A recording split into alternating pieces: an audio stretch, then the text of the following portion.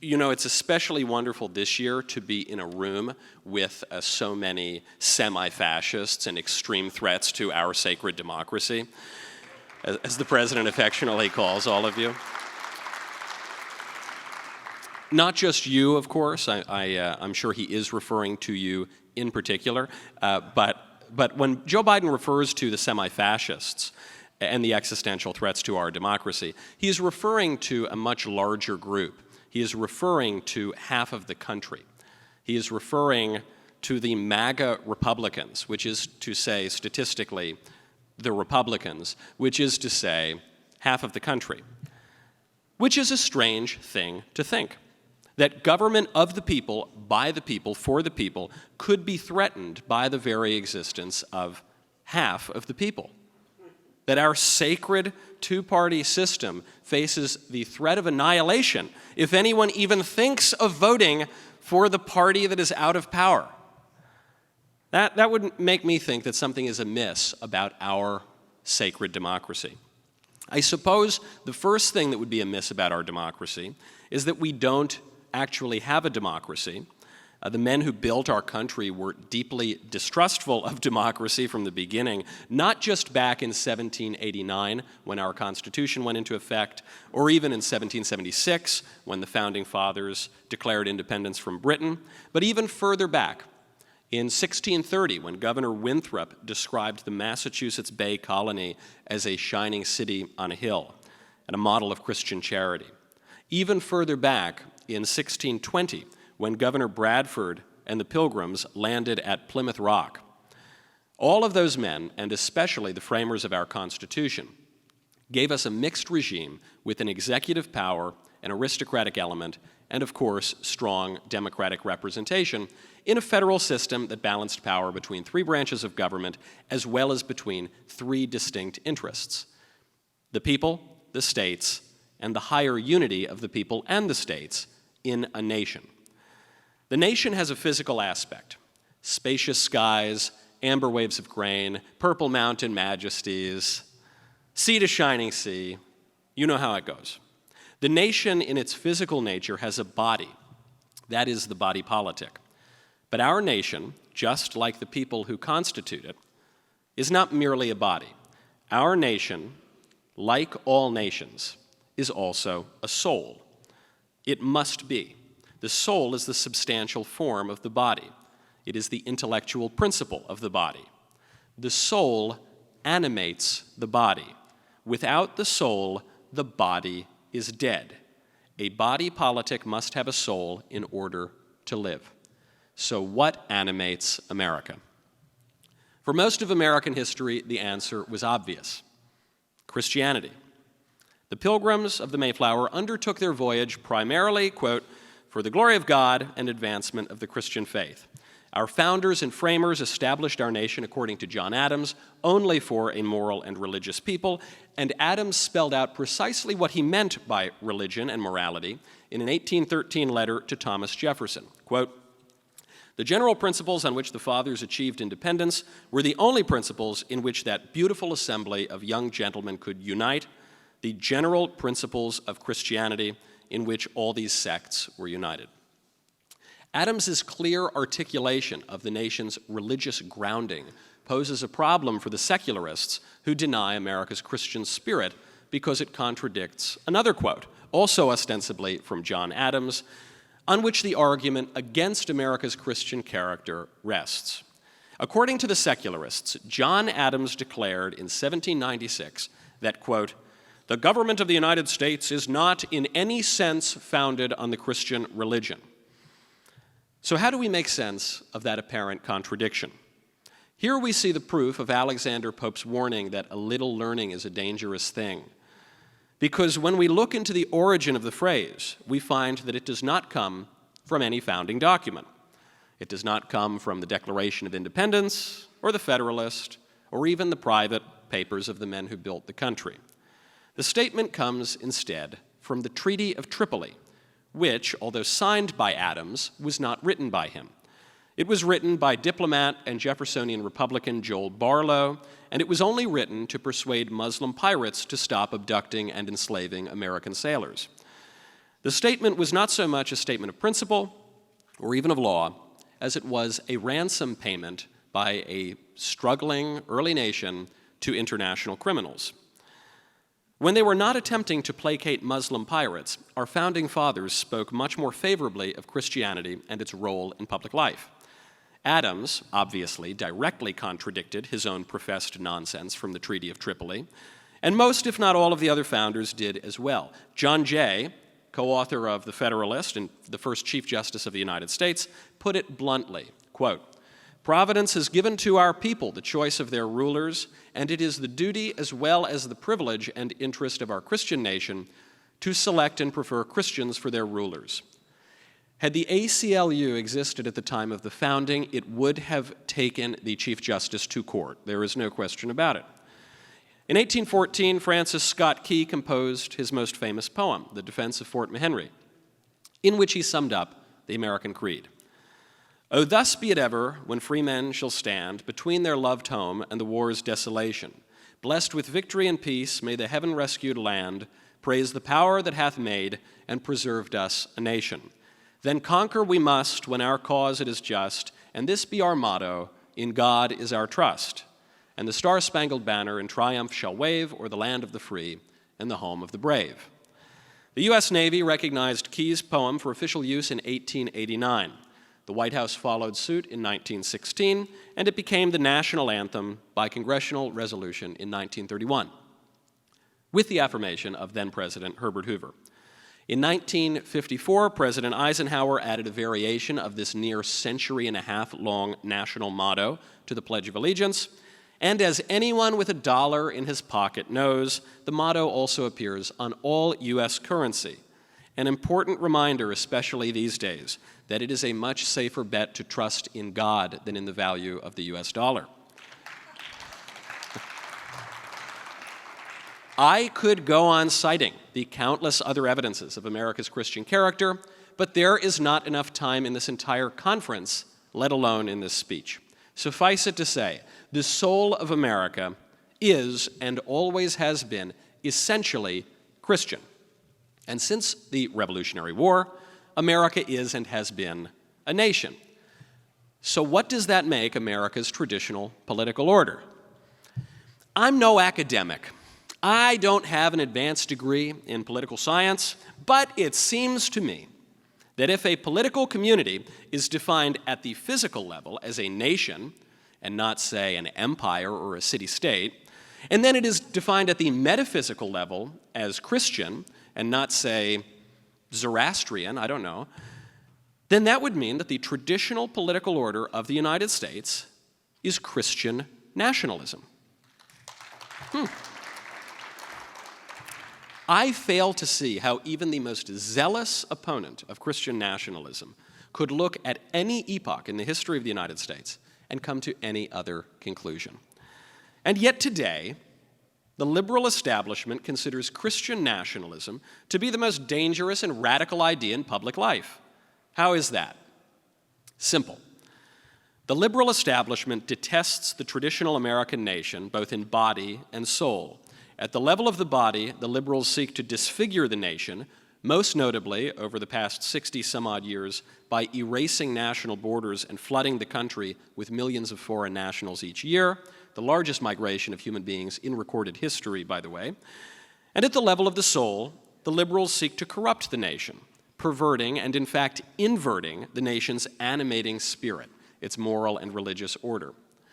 Until 1963, public schools taught the Bible and banned pornography. Since 1963, public schools ban the Bible and increasingly teach pornography. If you have not come across the children's book Gender Queer, which is a pornographic comic book by someone named Maya Kababi, consider yourself lucky.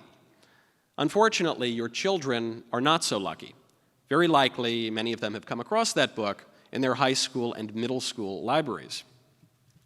Much as we might wish to dismiss this whole debate with some platitude about free speech, the question cannot be avoided because the schools have to teach something. If the schools teach biblical morality, then they can't teach genderqueer morality.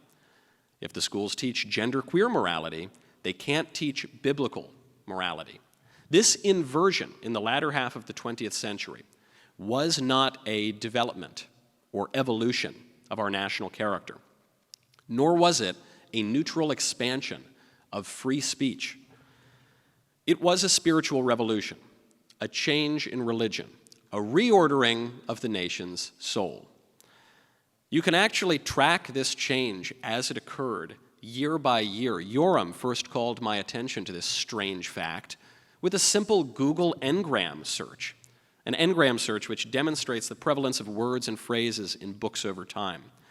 The phrase Christian nation, according to Google's textual analysis, appears in English literature consistently from the 16th century onward, peaking in the middle of the 19th century. Same goes for Christian country. Same goes for Christian civilization, which really took off in the 19th century, peaked around 1870, and has been declining ever since, as one might expect. Where it gets a little bit strange is when you look up the literary history of the phrase liberal democracy, which today we are told describes the very essence of our nation. It is simply taken as a given that America is at her core a liberal democracy. But the phrase liberal democracy appears pretty much nowhere, according to Google's textual analysis, until 1930. It didn't really start to take off until the mid-1950s. It actually only really spiked around 1982. So if liberal democracy constitutes the soul of our society, no one seemed to know it until about 40 years ago. The phrase liberal democracy appears nowhere in the text of the Constitution or the Federalist Papers or the Declaration of Independence. The word liberal appears in the Federalist just 5 times, and then only in the classical sense, meaning generous. It doesn't refer to any particular political philosophy.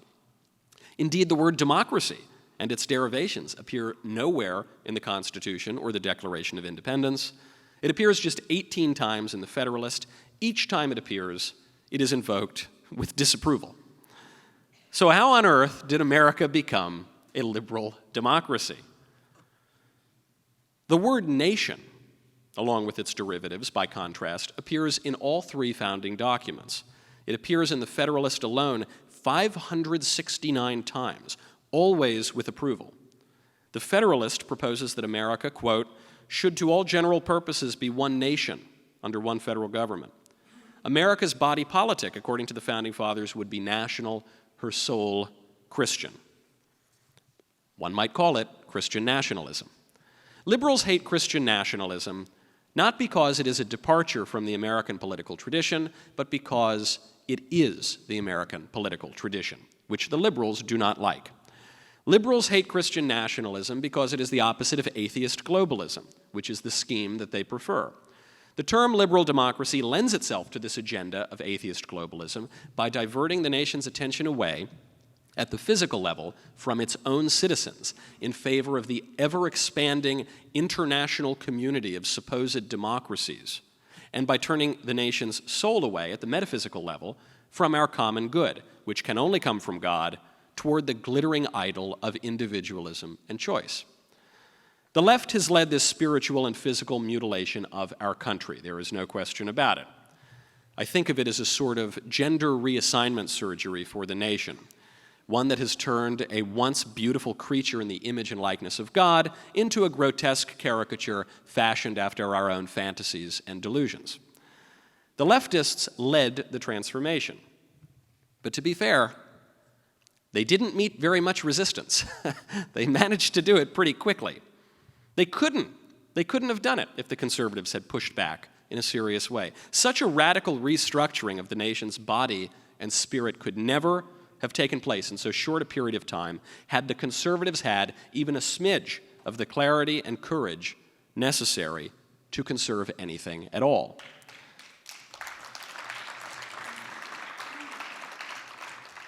The conservatives have failed to conserve the nation and continue to fail each day because they fall into the trap laid by the liberals and fail to recognize the importance of both the nation's body and soul, as well as the connection between them. Consider how conservatives have attempted in vain to stop the spread of transgenderism. The liberals argue that there is a difference between biological sex and gender expression It's a little more complicated than that because they also refer to the biologically female phallus and the biologically male uterus and things, but we can put that aside for now. At their most coherent, the transgender argument rests on this distinction between sex and gender. How do conservatives argue against it? To date, we simply claim that there is no such distinction. There is no such thing as gender expression. We cite facts about genitals and chromosomes, and we appeal to the same sort of reductive, soul-denying scientism that the liberals used to get us into this mess in the first place. But of course there is such a thing as gender expression. Of course men can be effeminate, and women can be masculine. Of course, the behaviors and self-conceptions of men and women can differ from those implied by their bodies. Of course, living bodies have souls which lack chromosomes and genitals, but nevertheless are real. The reason transgenderism is wrong is not that there is no distinction between the physical and metaphysical self, the symbol and the symbolized, the body and the soul. The reason that transgenderism is wrong is that men are not supposed to act like women. Transgenderism is wrong because there very much is a distinction between our sex and the way in which we express our sex, and we have a duty to express our sex in the correct way. We have a duty to bring the symbol and the symbolized much closer together. Duty was once a common concept among conservatives. In many ways, it defined conservative thought. Edmund Burke, as he laments the passing of the age of chivalry for that of sophisters, economists, and calculators, eulogizes, quote, that generous loyalty to rank and sex, that proud submission, that dignified obedience, that subordination of the heart, which kept alive, even in servitude itself, the spirit of an exalted freedom. Such notions are considered ridiculous today, not only to the left, but also in many quarters of the right. The right, which has forsaken duty, sacrifice, obedience, and submission in favor of the same babble about rights and entitlement for which we once rightly mocked the left. At other times, when conservatives are not denying the soul in a misguided effort to own the libs, we fall into the opposite error and deny the body. We see this especially in the case of immigration.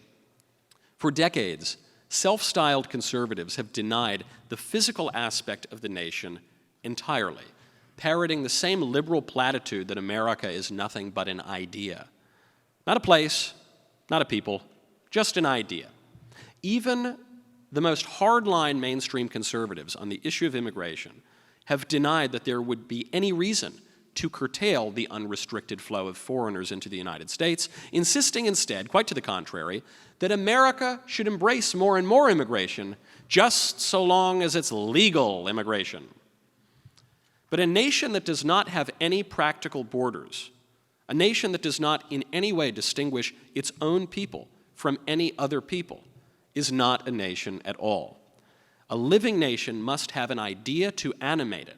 It must have a soul, but it must also have a body, without which the soul cannot act in time and space. The central thesis of Joe Biden's presidency, articulated in the earliest days of his campaign and reiterated just last week, is that we are now engaged in a battle for the soul of our nation. I don't know if you've looked at some of his appointees recently. I think the thesis is correct. Joe Biden's assistant health secretary is a man who thinks that he is a woman and who demands that we castrate little kids.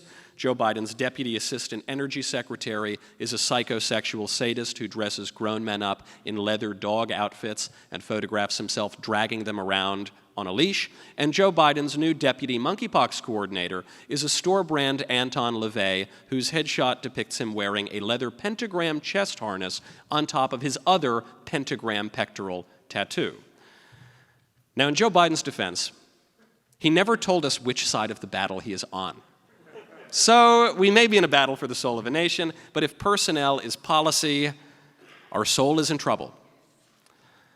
If that bizarre speech that Biden made a couple of weeks ago, you know, the angry one with this sort of infernal red lighting in the dark, with the gesticulating and the yelling, if that speech was any indication, the president wants to take the soul of our nation straight down to the bad place. Ronald Reagan rightly understood that ultimately there is no such thing as left or right, that when you really get down to it, there is only an up or down. And in time and space, we must always be moving in one direction or the other. There can be no stasis. There can be no neutrality. Political communities must have a shape and a shared end. In vibrant political communities, the various parts of the body politic fulfill the function and duty proper to their role, and all of the parts work together toward the common good, or the body politic will atrophy and die. The left is mounting a concerted effort, an attack on our nation's body and soul.